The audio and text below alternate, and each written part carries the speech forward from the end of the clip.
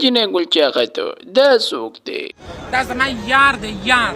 نه ته خو اجړه یې او دا بل هم اجړه دی، نو څه کوئ دواړه یو بل ټېل ووایو کو.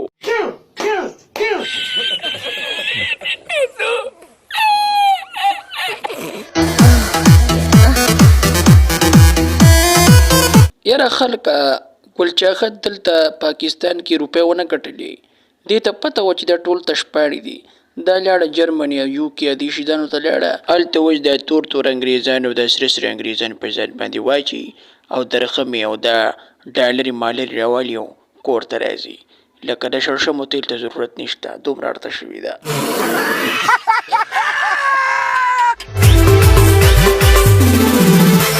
هلکو لټونه ته دې د مالټې ډېرې زیاتې غټېږي چې دا څه وجه ده؟